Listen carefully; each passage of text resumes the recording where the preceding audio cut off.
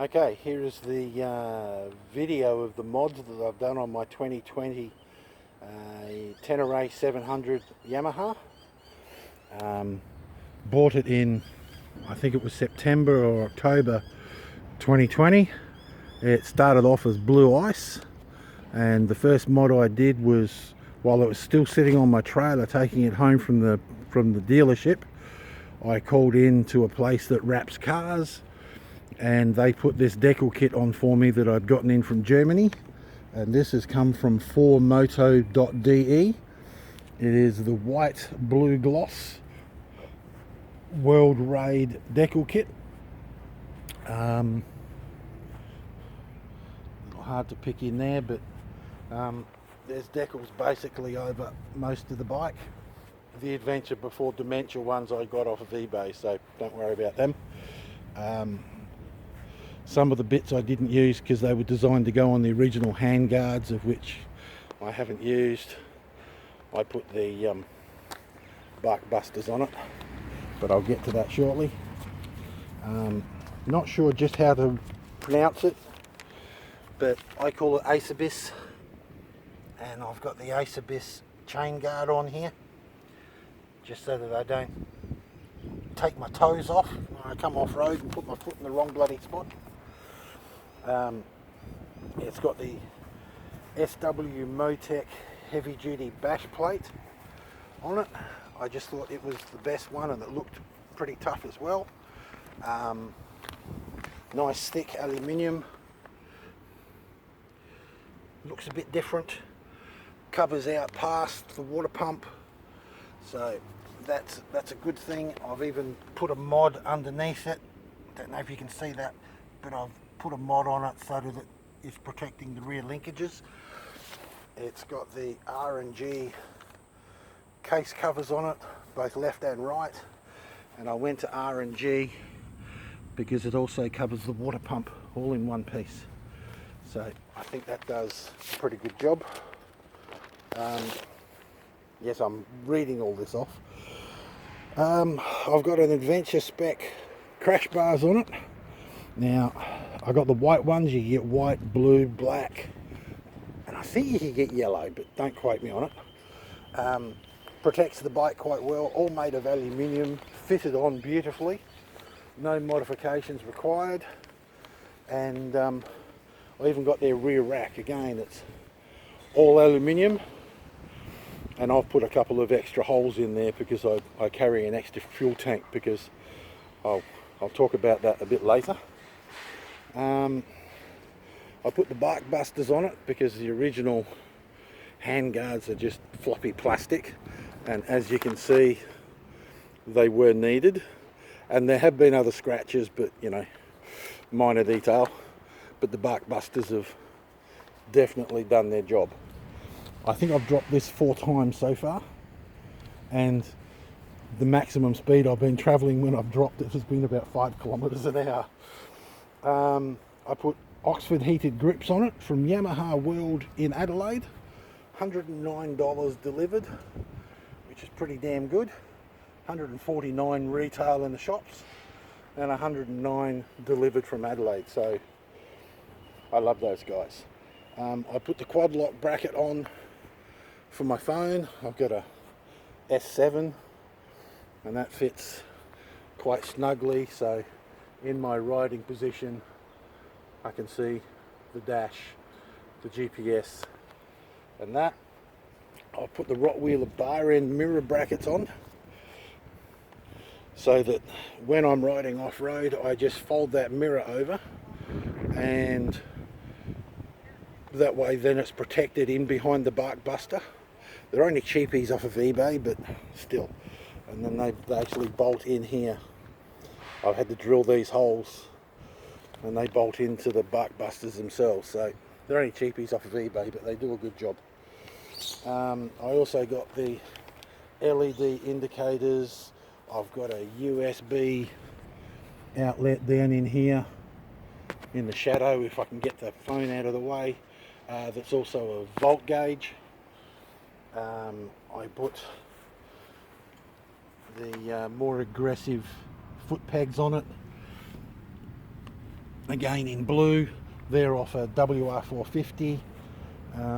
What else did I put on? Oh yeah, the foldable shorty levers, so that I could get them just right, and if the bike does drop and the bike busters don't handle it, I don't tend to break a lever, which is, if you've ever done it, a real pain in the butt.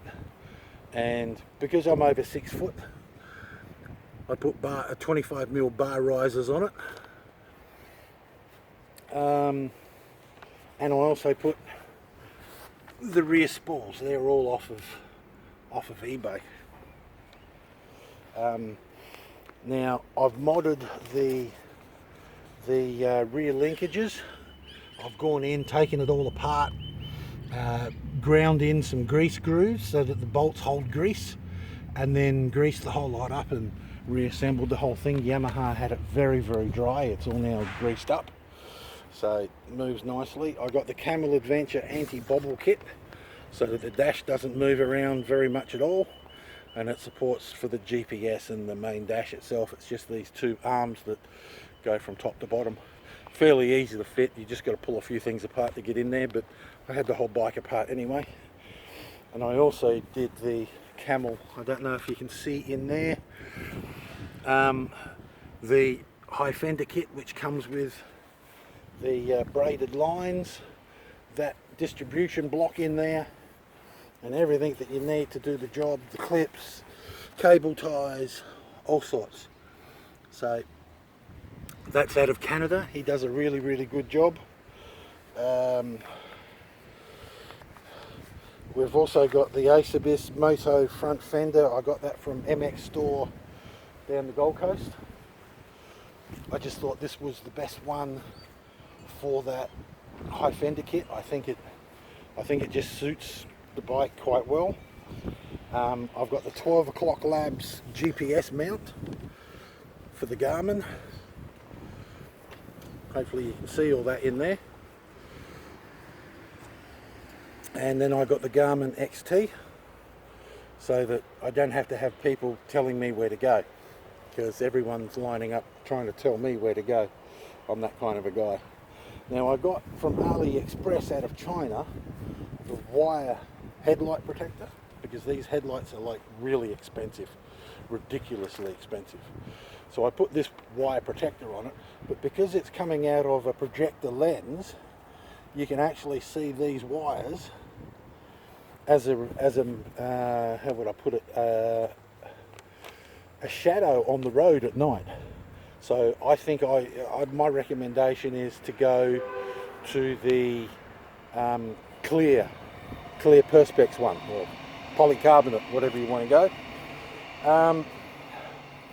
Now I've used the SU Mucci PN adapters for the indicators, because Yamaha have a weird shape. It's all made out of aluminium, and it's got another plate on the other side, so they sandwich together. And I think they've come up quite good, but they've been on for a fair while now. That's them. I think I've mentioned I got the folding monogrammed brake levers. It's got an alarm with full GPS tracking, with 2 kilometers of range off the remote control, so if someone triggers anything on the bike, it sends a message to the remote control, as well as a message to my phone stating that the bike is being tampered with. So that's all pretty good. Now I've modded the rear rim so it's tubeless. That way if I get a flat, I don't have to technically rip the whole wheel back off. I should be able to just plug it. I've done that by Sikaflex around each spoke, or each spoke head, and then I've used the original rubber ring that's inside there, and then Sikaflexed around that. So far so good, hasn't lost any air, working well. I did do the same with the front, and I had a catastrophic failure. Do not repeat, do not, I can't repeat this enough, do not do that or turn the front wheel of these bikes into tubeless. You need what's known as a rim bead or a tyre bead on the inside of the rim, and it's just a little tiny lip where the tyre sits. These Yamaha ones do not have that, so there's nothing actually retaining the tyre in, so if you push it too much it comes off that lip and the tyre goes instantly flat and you go Earth Sky ambulance. How I held it at 90 kilometres an hour through a rather tight left-hander without going down into the creek, I still don't know. Maybe it's my 40 odd years of riding experience, because I'm 59 right now. I put Motos Rail Z tyres on it. These have done about 1,000 Ks. So far they're wearing quite well. Excellent traction off-road. Not the best on-road, but hey, look at them. But on-road, off-road, really, really good. Really good. And that's the Motos Rail Z, Australian. And the front's got an extra heavy-duty front tube in it. I've done a custom tail tidy, and I actually made this up out of the original parts of the bike, so that it technically didn't cost me much at all. Yes, I don't care that you can see my rego plate. I'm not doing anything wrong. So basically I've just cut up and ground and modded the original that was actually on there, and good angle, etc. So it works well. I think it looks quite neat. Now I've also done the exhaust mount, because the exhaust mount is actually solid mounted or solid welded onto the chassis, and if the bike falls over and it hits the exhaust, and it bends the frame rather than bend the bracket, which then is a write-off of the bike. Rather than Yamaha, for instance, doing like the rear foot pegs and bolting them on, they've welded it on up in here, and you actually twist this part of the frame. So I've modded that and made a bracket up out of ultra heavy duty polyurethane, so now the whole lot can actually flex and it doesn't cause any damage. I put this Acro slip-on muffler on it. Now that's designed for a CB 1000R naked Honda. The flow rates are just perfect for this bike, and I've had lots of comments and I think it sounds awesome. The link pipe itself was made by Rob Bliss Exhausts in Geebung on the north side of Brisbane. They do an awesome job. They normally do cars, but he's done an awesome job of that. The frame plug mount, or the frame plugs, are just like chair or table plugs that I got from Clark Rubber, and they fitted in there quite nicely, and they cost, I think it was about $1.30 each, so pretty cheap. The bike itself, up here for instance, this screw, as you can see, is black, and this one here is black, and there's one down in here that's black. Well, they all come in silver, and I thought it looked a bit silly that there was a silver screw in a black hole, so I ordered the black screws and replaced all of those, so it just, I think it sets it off that little bit better. Where am I up to? Oh, I've lost my spot. Okay, it's got a Moto Dry tank bag actually mounted on the rear seat, because my tank bag that I had on the fuel tank kept getting in my way when I stood up. So, or particularly off-road when you're really standing up, so I put this tank bag on. But I've also done a mod, which I'm going to have to get the key out, and I'll show you this. Just put the phone down a bit. Take the back seat out. Okay, put the back seat down there.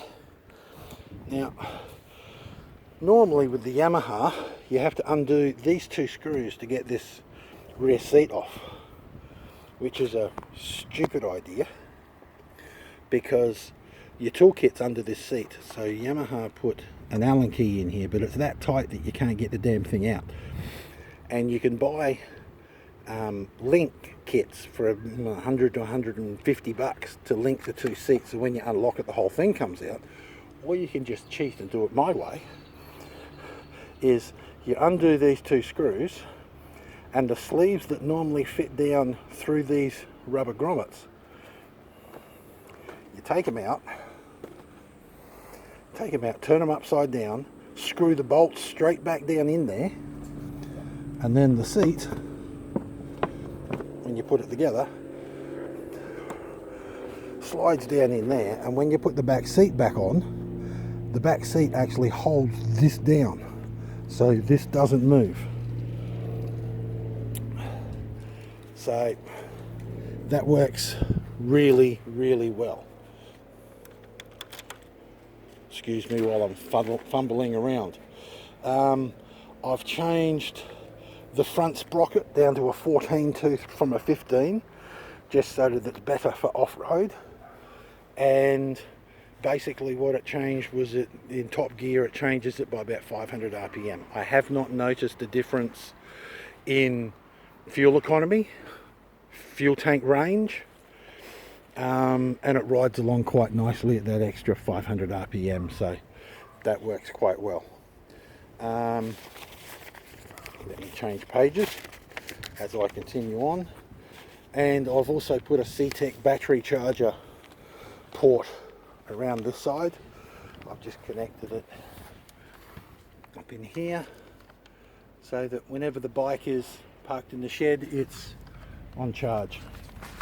So we'll start him up.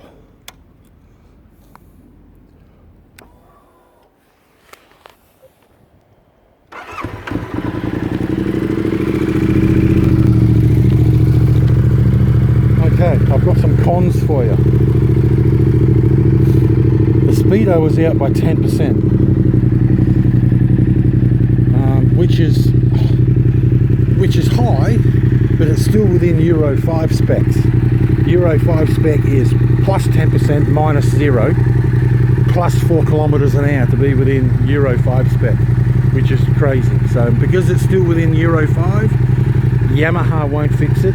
Yamaha don't allow their technicians to get into the program to change it either, and a Heel Tech speedo healer won't work on this bike. Well, as of today's date, it won't work on this bike. They haven't worked out how to do it yet. It works differently to the MT-07 and the XS7 from Yamaha. It's got to do with the way the ABS system works. The other problem with it is, because it reads high at 100 kilometers an hour, my speedo's reading 110. The problem with that is that the trip meter's also out. Now the bike's showing it's done about 8,900 Ks, which means it's only done about 8,000 Ks. So when I sell the bike, it's going to show more Ks than what it's actually done. Very piss poor Yamaha. Also, the fuel tank is too small. It's only got 16 litres. It should be at least 20 for an adventure bike, in my opinion. Yes, it adds weight, but you don't have to fill the tank up every time, but when you need it, then you've got it. I like that it's low tech, but when you go into off-road mode, by stopping and pressing this button and holding it, the bike goes into off-road mode. When it goes into off-road mode, all it does is it turns the ABS off, but it turns it off in both front and back wheels at the same time. There's no adjustment on ABS, it's either on or it's all off. There's no half measure. I wish there was an option where you could just have the front on, just to help you off-road in that really slippy, gravelly sort of downhill sections, but they haven't done that. But, you know, you can put up with it, it just makes it a little bit more dangerous. Now, the pros. Awesome engine, very smooth power and torque delivery. Fort 9 does a really good review on these, and sort of he's also come to that conclusion. It really is a nice bike to ride, whether you're on or off-road. A lot of people seem to complain about the brakes, but since I put the high fender kit on it with the braided lines, I don't believe there's any problems with the brakes at all. The rears are fine, you don't need too much at the rear anyway, fact, a lot of the time my rear's in the air, so who cares, particularly on road, my rear's in the air. But I find the brakes are well balanced, nice feel, nice and progressive. I think they've done a reasonable job. It was just the rubber lines that was holding it back. Handling is brilliant on road, just a bit too soft for off-road. It's been, the suspension has been modified by Triple X rated in Underwood in Brisbane. All he's done is he's tuned it. He hasn't changed springs or valving, he's just adjusted it to the best of his ability.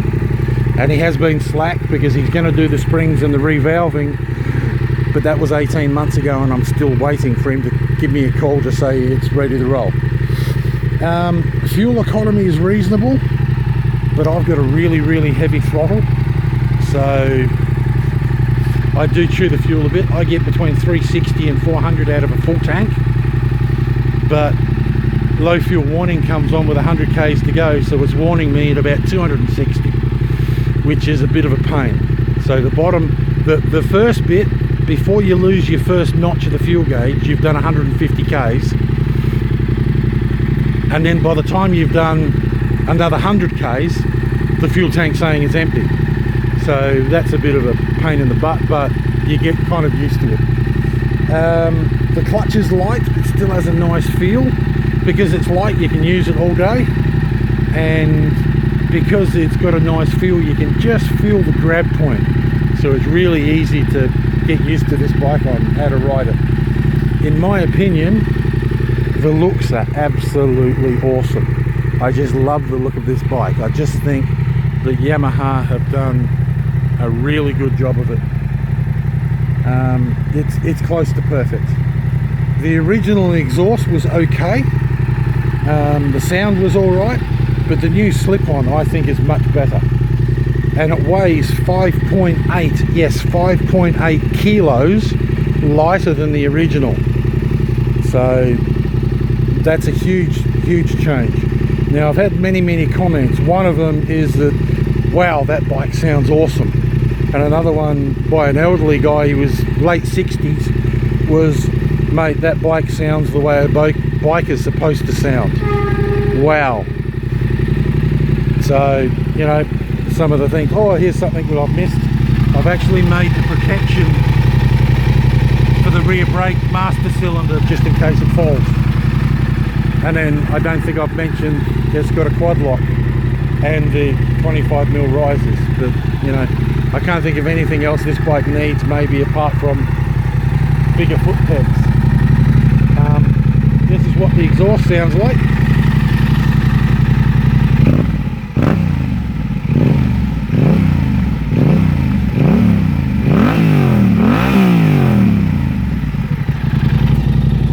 So at 100 kilometers an hour you virtually can't hear it. It's only when you wind it up that you really start to notice what the exhaust can do. And it's fueled quite nicely. I only run it on 95. So thank you for watching. Please subscribe. I haven't done a video in a long time. I've been way too sick, too many injuries. But please forgive the dirt on the bike as well, because we did a 400k ride last Sunday and we were going through the roads that were damaged from the floods that Brisbane had, or southeast Queensland had, in the last month, and they haven't repaired some of them yet, and most of the creek crossings still had about 8 inches of water in them, or for you young bastards, that's about 180mm of water. And as you can see, all the dirt like over the fork protectors and inside the guards and water spots everywhere. It was a lot of fun. But thanks for watching, and if you want a Yamaha Tenere 700, I can't recommend it enough. Have a good day. Cheery, bye.